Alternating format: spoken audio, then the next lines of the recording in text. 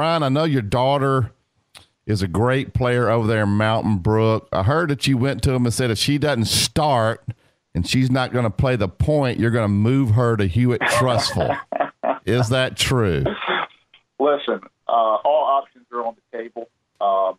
But right now, she's getting ready for a big spring 6th grade AAU year. So I don't want to break anything in the media right here, but just know that if she doesn't play, then, we'll be checking on our options. Yeah, well, we'll have you on if you're not happy with what's going on there. We're trying to get Jalen Hurts' dad on the show, so we'll have you guys both on the same day. Fireworks will be firing. Now, I'll tell you this on that, and my dad was a coach and is a coach, and if somebody would have interviewed him when I wasn't playing, or I don't know what he would have said. Now, I mean. Yeah, he probably wouldn't have checked with me. I'm sure that I don't know. That Jalen has his opinions, and maybe his opinions and his dad's are exactly the same, and maybe they're not. I know you guys don't seem to always agree, so I know that that is a possibility. But yeah, that's been interesting to follow. Yeah, maybe Jalen's not agreeing with what his dad said. All right, on a serious note, updates. I know you've been to see Chris Stewart. As much as anybody, he's your sidekick with the radio with the Alabama basketball. Tell us, Bryan, how's Chris doing? He's doing great. Saw him a couple times last week, talked to him on Saturday. He's back home from the hospital, and he looks himself, sounds himself, and is just in recovery mode, and should be back 100% better than ever. Scary, super scary situation, obviously, last week with what all he went through and his family, but just incredible that he is going to be fine. And I was asking him this weekend if he had to call a game this weekend, could he do it? And he said, well, I think so. Now, the doctors and nurses are telling him, slow down. There's no need to rush back. Rest is important at this stage. But Alabama fans are going to get Chris Stewart back probably sooner rather than later. And boy, certainly excited about that. Tough situation, but he came through it and is doing great. Yeah, well, that's awesome. Well, I don't think he would really want to be at that Auburn series anyway. It didn't look like it turned out real good, Dad. Bryan, give us your thoughts on who Alabama will sign as a GA, as a graduate transfer. They've got a scholarship left, and that's what they're going to do. I don't know who it is, and I don't know if you're smart enough to know either. I hope you are. That way, I know they're looking at. I'm sure I don't know anything, but I'm sure they're looking at a graduate transfer to come in and take the place of the kids that they've lost. Can you give our listeners any comment on that? Coach, I'm not smart enough to tell you who that is or what the plan is. I know now. Is there a scholarship? I thought that they were won over, and now I think the numbers are where they need to be. I may be wrong on that. You guys they could always take Avery Jr. and take him off. Well, I get that's a possibility. So I'm not sure. I don't know what they're going to do. I think right now.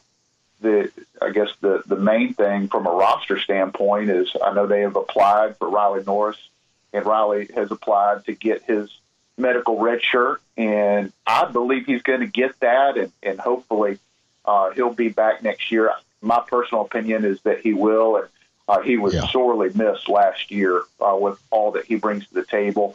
Alabama didn't have a senior on its roster, and will have a fifth-year senior next year, and a much more veteran team in Riley Norris. Hopefully we'll be back in crimson and white. I expect that to be the case, and he'll be a big-time contributor. He was missed last year, that's for sure. We're talking with Bryan Passink. Bryan, as far as the in-state kids, I know you get to see Watford there at Mountain Brook a lot. Tell the listeners maybe they hadn't seen him. I know he's a guy that's high on Alabama's list. Just as a player, where you see him playing at the next level. I was talking about college, not the NBA. Is he inside, outside? Just talk about what kind of player he is. Yeah, there's some really good players in the state, and that year, and Trent's certainly one of them. And he can do so many different things. And the thing that I've enjoyed watching Mountain Brook play, having live right by the high school and have a chance to go watch Bucky's teams play and practice is how hard all those guys play and how they bought in to his system. And they are relentless on both ends of the floor. And he's a guy that can really shoot it, can handle it, skilled, high basketball IQ.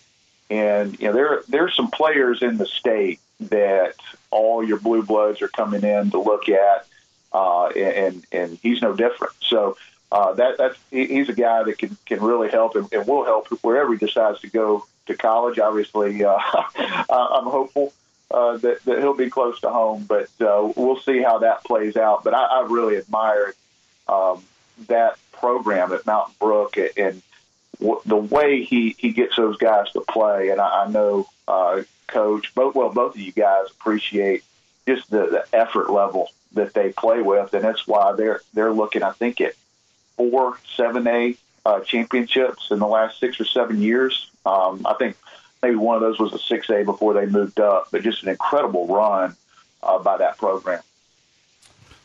Yeah. How's your golf game? Coach, I've got big news on my golf game. I finally beat somebody this weekend. I beat my daughters. Now, they've never really played before, but I beat them. I'll play with you. I want to play with you. Okay. So we need to do that. But, okay. My golf game's terrible. But I got the victory this weekend over my 15 and 12-year-old daughters who were much, much, much more interested in driving a golf cart than picking up a golf club. But it was fun. Yeah, we need to get out there, Coach. So if you two guys play, who gets strokes? Or y'all playing straight up? Oh, straight up. I can't play either. No. Coach is a golfing legend and has so you got to get some strokes. Oh yeah. I hit it short, but I hit it crooked. So that's kind of my game.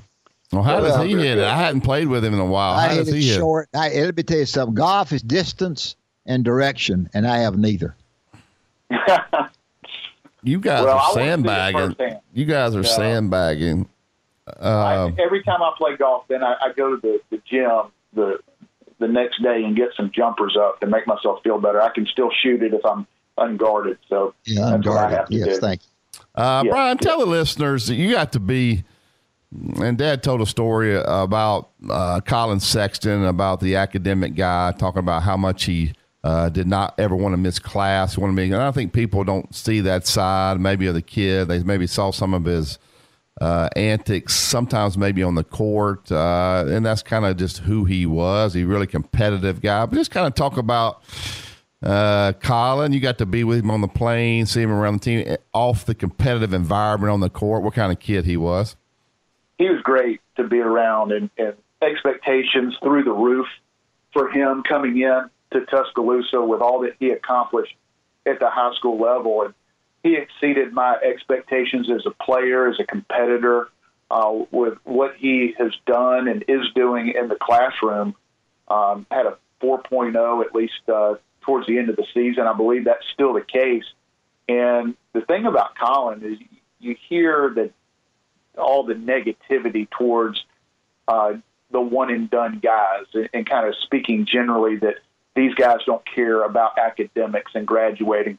Well, I can tell you that is not the case with Colin Sexton. It's important to him to do well in school and graduate. And I know he's still on campus where most guys, when they announce that they're going to the NBA, they leave and travel around and work out with trainers and different things. But Colin is still in Tuscaloosa, working out with the team, doing individual workouts there where he can stay in school and finish up his semester. And I've heard he's going to try to do the same thing this summer to get closer to getting as many credits as he can. And he's one. I don't know what the numbers are from a percentage standpoint of guys who graduate that are one and done.